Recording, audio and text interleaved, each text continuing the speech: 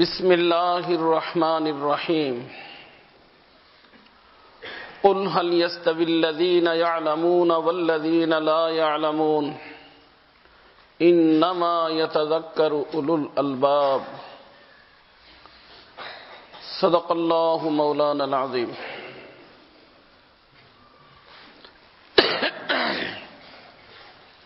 মুহতারাম ও মুকাররম হযরত আসতিজায়ে কেরাম, আজিজ তালাবা, আসলে আপনাদের এখানে এই মুহূর্তে আমার উপস্থিতি কিছু নেওয়ার জন্য দেওয়ার জন্য না। আজ থেকে প্রায় 50 বছর পূর্বে এই মাঝারি যিনি মুরব্বী ছিলেন হযরত মাওলানা আবুল বাশার সাহেব রহমতুল্লাহ আলাইহি, যিনি মুহতারাম শাহহুজুরের আব্বাজান, আমি তখন প্রাথমিক এই ইবতেদাইতে পড়ি, তাইসির পড়ি। তখন উনি গিয়েছিলেন আমি যে মাদ্রাসায় পড়তাম ফরিদপুরে, সেই মাদ্রাসায়। তো ওনার থেকেই এই মাদ্রাসার বিস্তারিত কিছু কথা শোনারও তৌফিক হয়েছিল। এবং ছোট্ট ছিলাম তখন হযরত বলছিলেনও, কোরআন কারীম শুনছেন। তো আমাদের পড়া তো ওই সময় তো সহি ছিল না, এখনো সহি না। তো হযরতে বলছিলেন যে তুমি ওখানে আসো, ফায়দা হবে। ছাত্র জীবনে তো আসা হয় নাই, এখনো অনেক দিন মনের আশা ছিল। মাঝে মধ্যে চাঁদপুর আসা হয়। তো আমার রফিক সফর যে ছেলেটা আলামিন, ওকে আমি বলে রাখছিলাম যে কখনো কোনো তরতিব হলে একটু আমাকে মোমিন বাড়ি নিয়ে যাবা। আল্লাহ যদি এক সাইড দিক তাকে, তার চেষ্টা বরকতেই আজ আপনাদের খেদমতে আমি উপস্থিত হয়েছি। অনেক দিনের এক আশা আল্লাহ তাআলা পুরো করছেন, ভালো লাগতেছে। কারণ কোথাও যদি এসি চলে ঠান্ডা লাগবে না, না গরম লাগবে? আর যদি হিটার চলে, কারণ এই দুনিয়াটা হলো দারুল আসবাব।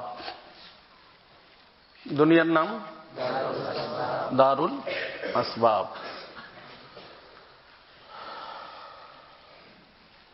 আল্লাহ পাক এটা আসবাবের অধীনে করে দিয়েছেন। সূর্য উঠলে হিট হয়, এটা আল্লাহ পাকের নিজাম। এগুলো সবাব, কারণ এই কায়নাতটাকে আল্লাহ কারণ উপকরণের অধীনেই কি করতেছেন, পরিচালনা করতেছেন। তবে আল্লাহ এর বিপরীত করতে পারেন। অতএব কোন ব্যক্তির মধ্যে যদি জিকির চালু থাকে, তাহলে তার অ্যাকশন সেটা হলো শান্তি।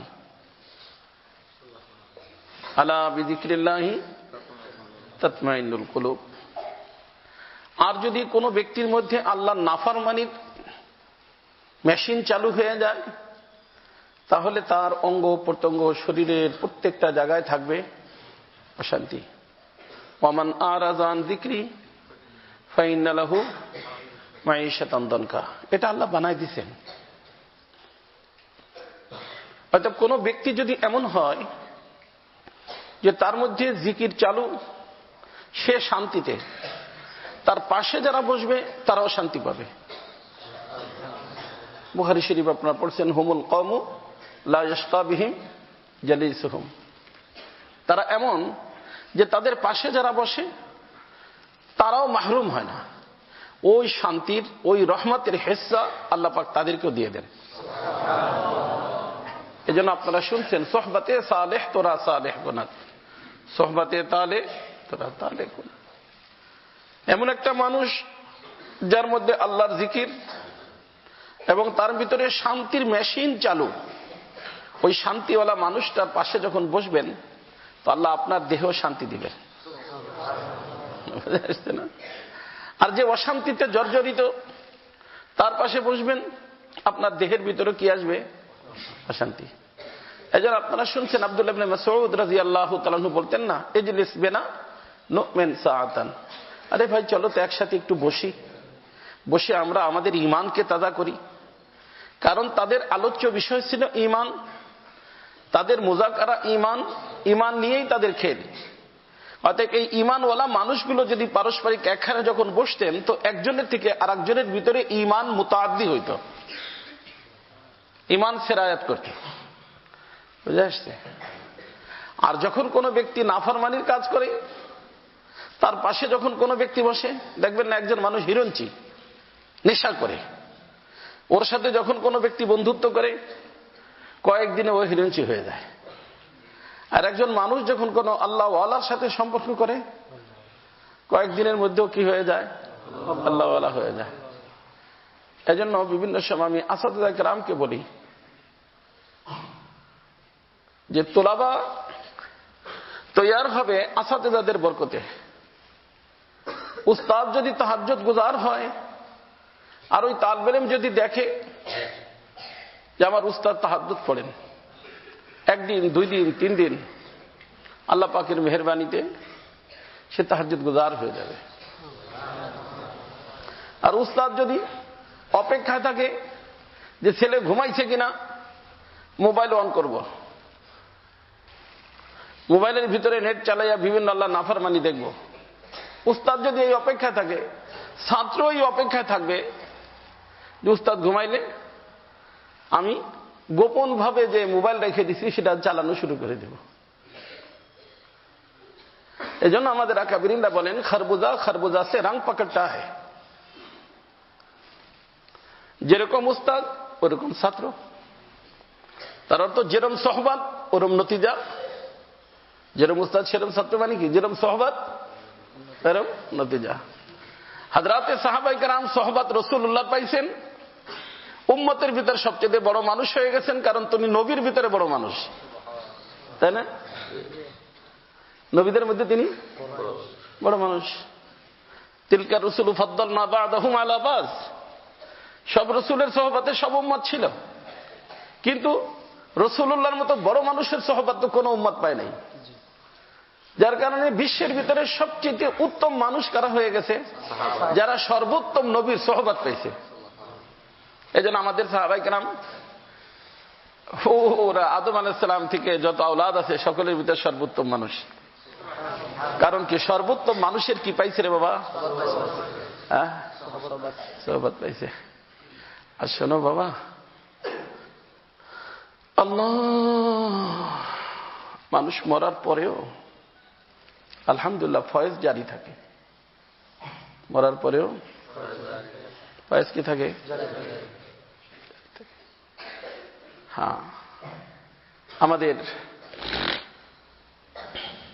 এই যে আরি শাহ হুজুর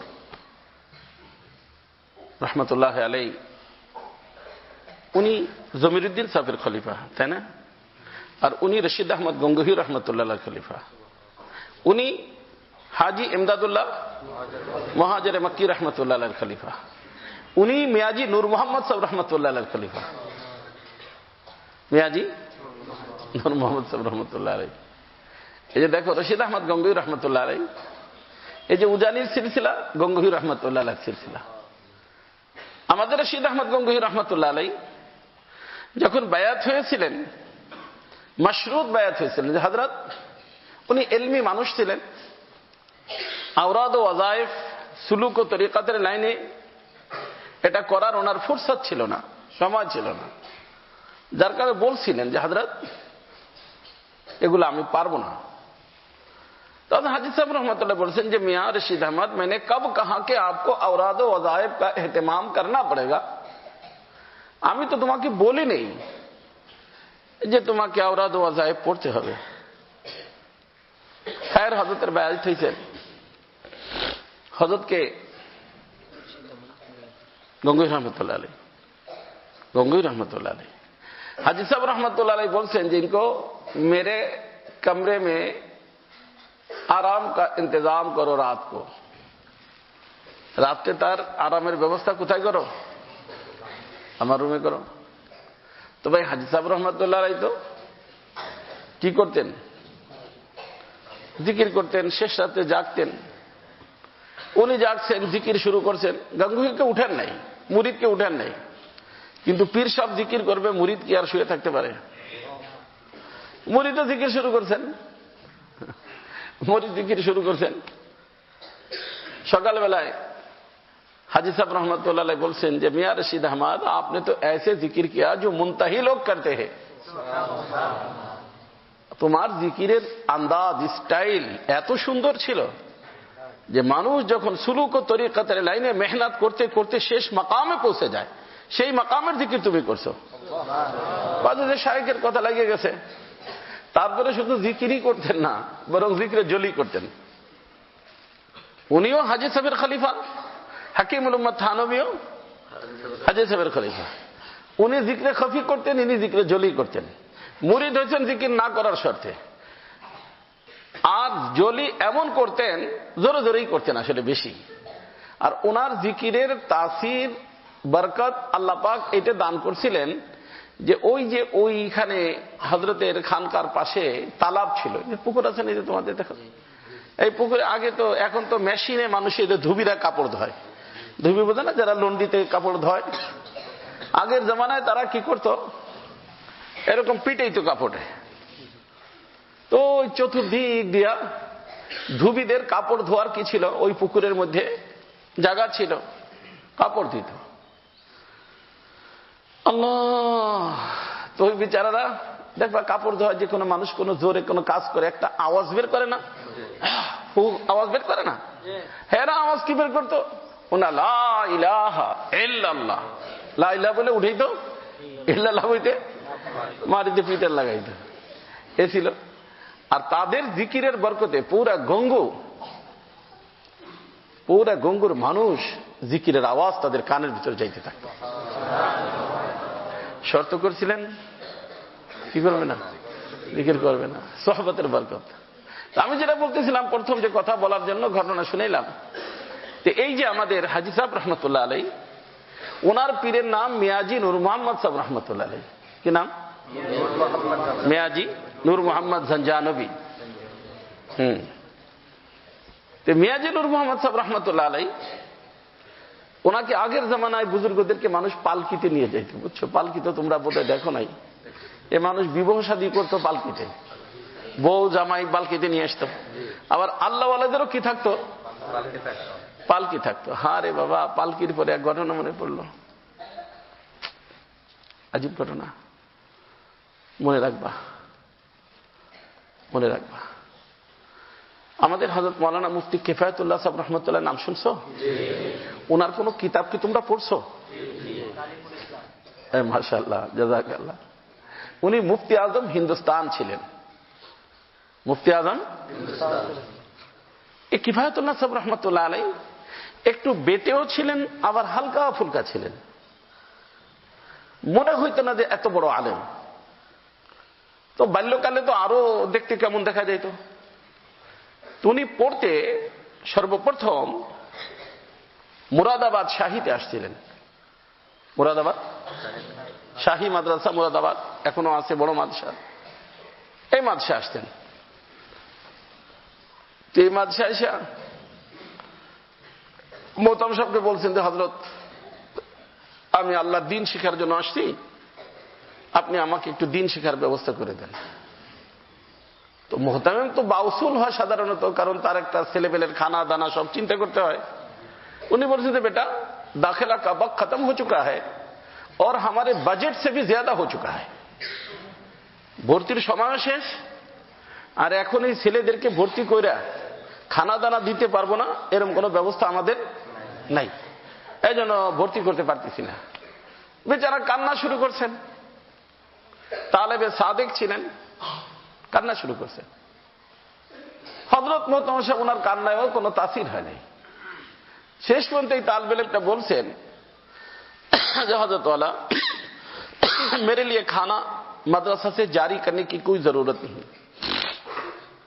দারুল দেওবন্দে বা ইন্ডিয়াতে যারা পড়ছো দেখবা যে অনেক সময় আমরা যে খানা দানা খাই না, কিছু ভাত বাইচে থাকে না। মাদ্রাসার ভিতরে সবচেয়ে ভাত যায় হয় তা জানো? ভাত ডাল সবকিছু যাই হয় বেশি মাদ্রাসায়, এটা ঠিক না। একটা ভাতও যেন না থাকে, খেয়াল রাখবা। আমি তো যদি কোনো ছেলেবেলে দেখি আমাদের বাইতুলমে, তা আমি খানা বন্ধ করে দিই 1 মাসের, তারপরে মাপটাপ চাই, তারপরে দরখাস্ত রেখে তারপরে জারি করি। কারণ একটা ভাতও নষ্ট করা, কারণ যেই জিনিসের 1 প্লেটের কদর করতে হবে তার একটারও কদর করতে হবে। এ মনে করে যে 1 টাকা, 1 টাকা না হইলে কি 1 লাখ টাকা হয় রে বাবা? তো 1 লাখ টাকা যেরকম দামি, 1 টাকাও দামি। এই জন্য আমার দাদা পীর মুহিবুস সুন্নাহ হযরত মাওলানা আবরারুল হক সাহেব রাহমাতুল্লাহ আলাইহি যখন মুরিদিন মুতাআল্লিকিন খানা খাইতেন, তখন হযরত আসতেন। এই যে বিরিয়ানি টিরিয়ানি খাইলে দেখা যায় বিরিয়ানির ভিতরে, হাড্ডির ভিতরে ভাত থেকে যায় না, হযরত ওগুলো হাত দিয়ে ধরে দেখতেন ভাত দেখা যায় কিনা, তাহলে তারা দাঁড়া করে দিতেন, যত বড় হুজুর হোক, যত বড় আলেম হোক, যে মাওলানা ये चावल इसमें कैसे रह गए, ये चावल आपके हाथ में फ्री में तो मुफ्त में तो नहीं आ गया। अल्लाह ताला की कारखाना कायनात के कितने फरिश्ते ने इस पर मेहनत की और वो चावल बन के आपके सामने आया और आपने उसकी कदर नहीं की। खूब রাগ করতেন, কথা বুঝছো? খুব রাগ করতেন। এই জন্য হেফাজত করবা, কোনো ভাব যেন পড়ে না যায়। আর তারপরে আল্লাহ রাসূল সাল্লাল্লাহু আলাইহি ওয়াসাল্লাম বলছেন ফি আইহিমুল বারাকা, হইতে পারে যেটা তুমি ফেলে দিচ্ছ ওর ভিতরে কি রয়ে গেছে, বরকত রয়ে গেছে। বরকত অর্ডারটা পড়ে গেল আর বরকত ছাড়াটা আমি খাইয়ে ফেললাম। এই জন্য কি করতে হয়, পরিষ্কার করে প্লেট খাইতে হয়, পরিষ্কার করে বর্তন খাইতে হয়, বুঝে আসছে? এদিকে খেয়াল রাখবা, হাড্ডি সব কিছু পরিষ্কার করে খাবা। আল্লাহ। তো হযরত রাহমাতুল্লাহ আলাইহি মুফতি সাহেব, তখন তার মুফতি কিফায়াতুল্লাহ না, ওনার নাম কিফায়াতুল্লাহ তখন, তাই না? উনি বলছেন হযরত ये जो तलबा रोटी खा के, ইন্ডিয়ার ভিতরে নিয়ম হলো যারা দেওবন্দে পড়ছে বা ইন্ডিয়ায় পড়ছে, রুটি তন্দুরুটির পাশ দিয়ে কিন্তু একটু মোটা থাকে, ওটুক কি হয় না, মানে সিদ্ধ হয় না, বা ওটুক ওইভাবে মানে ইটা লাগে না, হিট লাগে না, যার কারণে কাঁচা কাঁচা থাকে। যারা একটু বেশি খাবার আছে তারা ওটুক কি করে, ওইটুক খুলা ফালাই দিয়া ভিতরে একটু খায়, এরকম আছে না? तो ने बोलते हजरत ये जो बच्चे रोटियां फेंक देंगे उनको मैं इकट्ठा करके खा के गुजारा कर लूंगा, लेकिन फिर भी आप मुझे तालीम का मौका दे दीजिए। अथवा আমার জন্য ভিন্ন কোনো বাজেট আপনার করতে হবে না, ওইটুকু আমি খাইয়া কি করব, পড়বো। হযরত বলছেন দেখো ভাই, बच्चे ऐसे कहते हैं लेकिन करते नहीं। বলে যে সিঁড়িতে থাকবো, তারপরে প্রথম ভালো সিটটা কবজা করে, তা তো তোমরাও জানো। অনেকে পরে কি বলে যে হযরত আমি কোথায় থাকবো, সিঁড়ির ওখানে থাকবো, কিন্তু তারপরে সিট বিতরণ করার সময় ভালো সিটটা বোঝায় দখল করে আগে। হ্যাঁ, এটা নিয়ম। তো হযরত তাই বলছেন कि भाई बच्चे ऐसे कहते हैं लेकिन बाद में करते नहीं, लिहाजा एक मैं मशवरा आपको देता हूं, आप एक काम करो, दारुल उलूम देवबंद बहुत बड़ा इदारा है, वहां चले जाओ, मैं पर्ची लिख के देता हूं, आपका दाखिला वहां हो जाएगा। তোমার একটা স্লিপ লিখে দিই, ওইটা লয়ে যাও, কোথায় ভর্তি হয়ে যাইতে পারবা, दारुल उलूम देवबंदे। तो ठीक है हजरत, अगर आप दाखिला नहीं देते तो कोई पर्ची लिख के दीजिए। স্লিপ লিখে দিয়েছে, উনি ওইটা লয়ে চলে গেছেন কোথায়, দেওবন্দে। আর মোলাকাত হয়েছে শেখুল হিন্দ রহমতুল্লাহ আলাইহির সাথে। কার সাথে?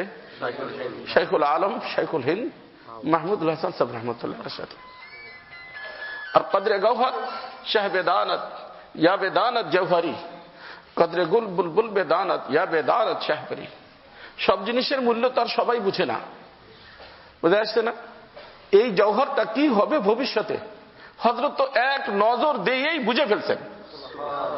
হযরত ঠিক है अब रुक जाओ, आपको हम दाखिला का इंतजाम करते हैं।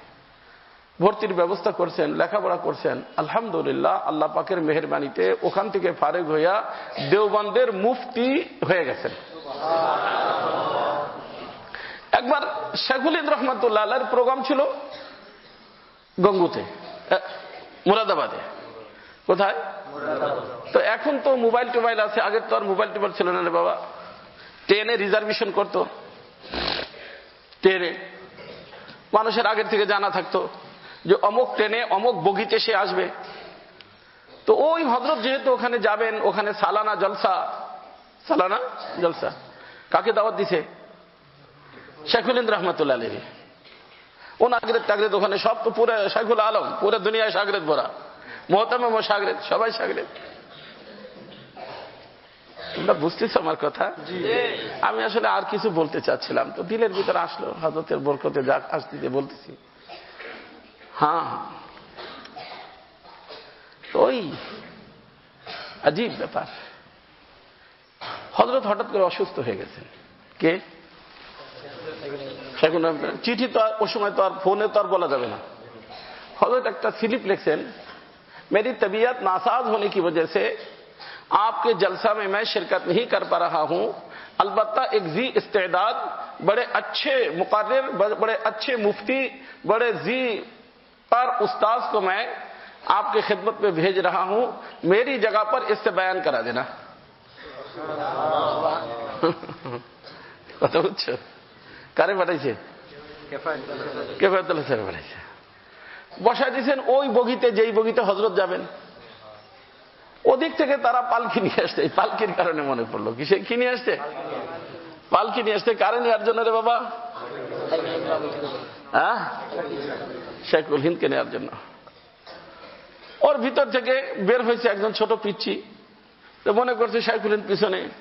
উনি আইসে সামনে যে ছিল মোহতামিম সাহেব, তারে ওই পার্চি ধরাই দিছে। উনি পড়ে তো কান্না শুরু করছেন। তারপর ওনার ইস্তেকবাল করছেন, নিয়ে গেছেন। তারপর নিয়ে বলছেন যে হযরত এই পালকিতে বসেন। কিসে বসেন? হ্যাঁ, আহারে, আমাদের মতো মানুষ বেয়াদব ছিল না রে বাবা। আমরা ছেলেদেরকেও বর্তমানে বেয়াদব শিখি। খুব মনে রাখবা, ইলম অর্জন করার জন্য বা আদব হওয়া জরুরি। বেয়াদব বেনসিব, বা আদব বানসিব। বর্তমানে ছাত্ররা উস্তাদের সাথে বেয়াদবি করে। যে যত বেশি আদবের সাথে থাকবে, যে যত বেশি উস্তাদ কিতাব সব জিনিসের আদব করবে, আল্লাহ পাক তত বেশি তাকে ইলম দান করবেন।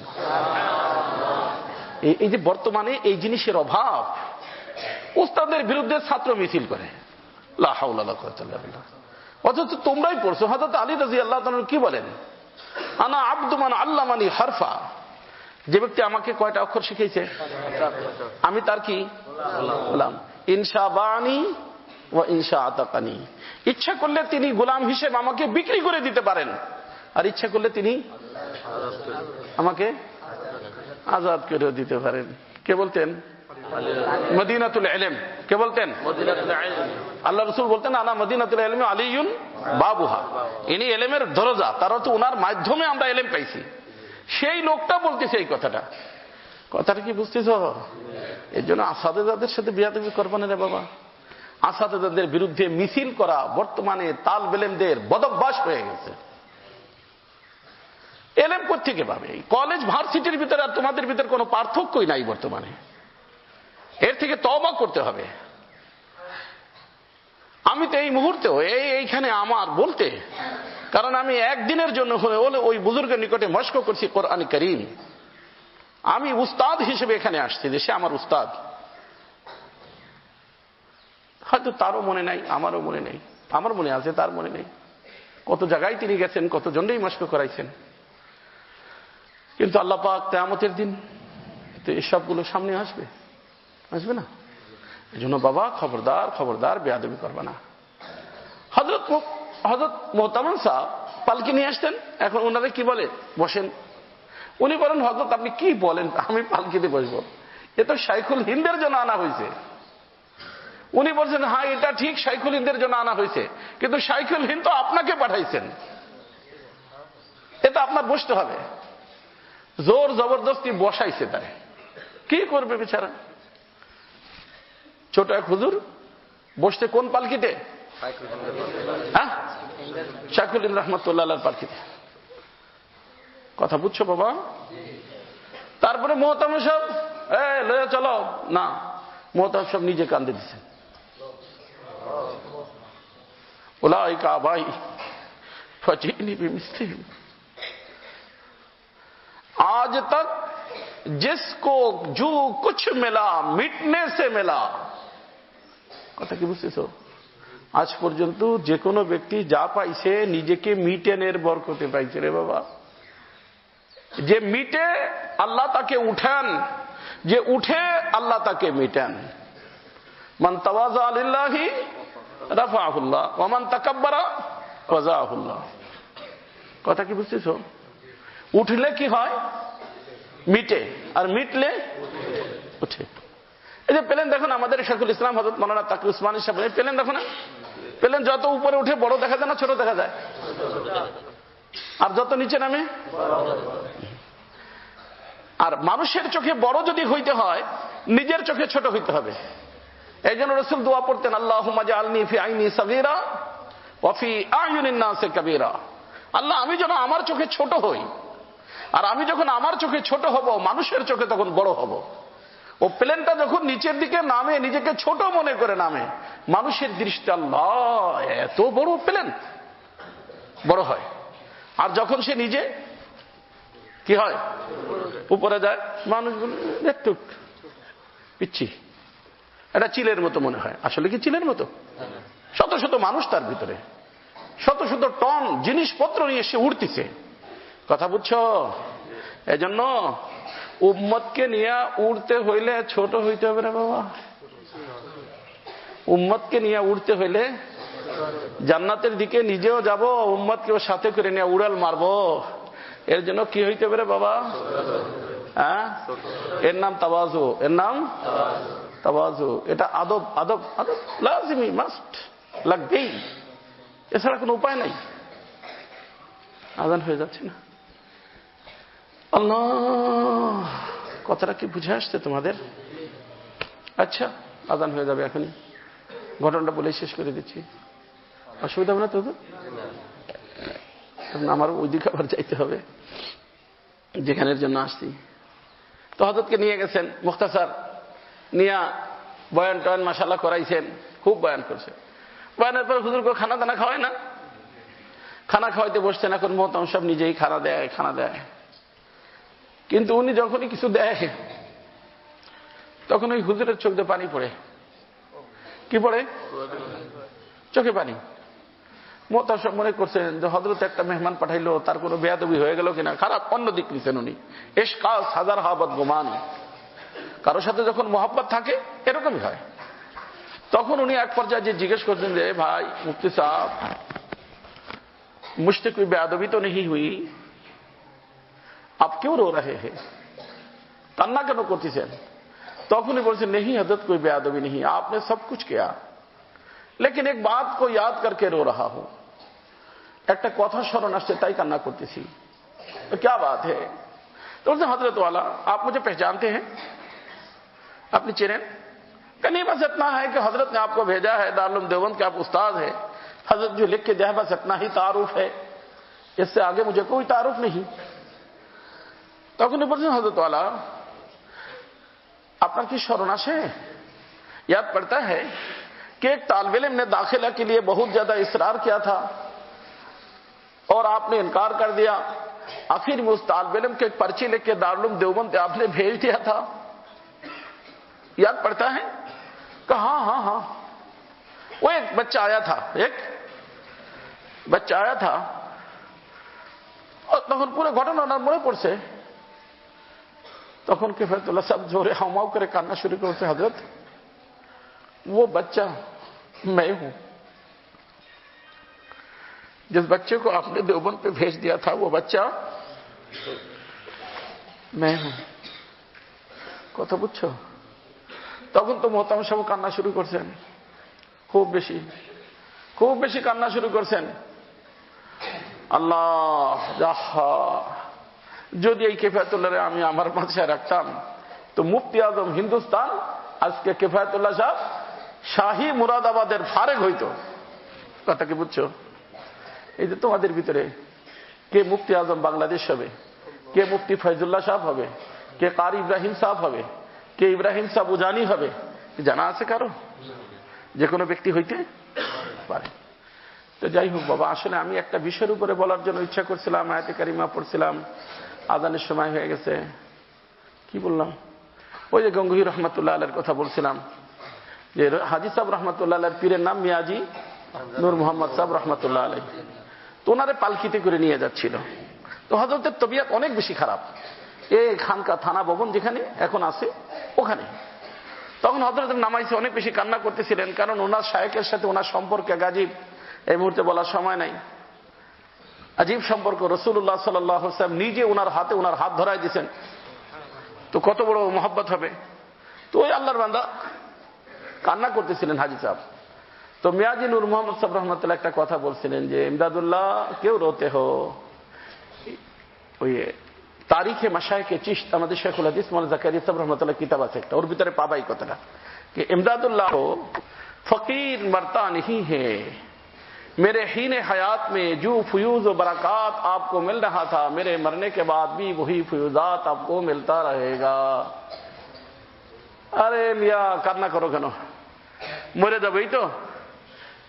আমি বেঁচে থাকতে যেই ফয়েজ পাইতা, মরার পরে সেই ফয়েজ পাইতে থাকবা, টেনশন নিও না।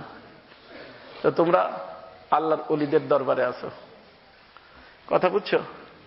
যদি আদবের সাথে থাকো তাদের ফয়েজ পাবা, আদবের সাথে থাকলে তাদের কি পাবা? ফয়েজ পাবা। আর না ওয়াজু সে না জর সে না কিতাবু সে पैदा, दीन होता है बुजुर्गों की नजर से पैदा। ওয়াজ শুনলা, কিতাব পড়লা, এই করলা সেই করলা, এর মাধ্যমে মানুষ আল্লাহর ওলি হয় না। আল্লাহর ওলি হয় আল্লাহর ওলিদের নজর যখন কোনো ব্যক্তির উপরে পড়ে। কথা কি বুঝতে পারছো? এই জন্য বাবা একটু ভালোভাবে চলবা, আদবের সাথে থাকবা, আদবের সাথে চলবা। আর মাঝে মধ্যে এই বুজুর্গদের কবর জিয়ারত করবা। কবরের নিকট কোনো কিছু চাওয়া জায়েজ নেই, কিন্তু কবরের ওয়ালার ওসিলা দিয়া দোয়া করা আমাদের নিকট জায়েজ আছে। আমাদের আহলে সুন্নাত জামাতের নিকট আল্লাহ নিকট বলা যে আল্লাহ তোমার একজন দেওয়ানা, তোমার একজন পাগল এই যে এখানে শোয়া, তুমি তার দিলের ভিতরে তোমার ইশক মোহাব্বতের যে আগুন দিয়েছিলা, আল্লাহ তার এক জাররা তুমি আমার দিলেও দিয়ে দাও। এই যে এইভাবে আল্লাহ নিকটে চাবা, বুঝে আসছে না? আর আল্লাহর ইশক মোহাব্বতের আগুন যখন আল্লাহ পাক কোনো ব্যক্তিকে দিয়ে দেয়, দর্দে দিল কে ওয়াস্তে पैदा किया इंसान को वरना ताअत के लिए कुछ कम न थे करबिया। करबिয়া মানে ফেরেশতা। ফেরেশতা অনেক ইবাদত করে, করলে কি হবে? কিন্তু তাদের ভিতরে দর্দে দিল নাই। কি নাই? দর্দে দিল কি জিনিস? উস্তাদের থেকে জানবা, বুঝবা, সে অনুযায়ী চলার জন্য চেষ্টা করবা। সুবহানাকাল্লাহুম্মা বিহামদিকা আশহাদু আল্লা ইলাহা ইল্লা আনতা আস্তাগফিরুকা।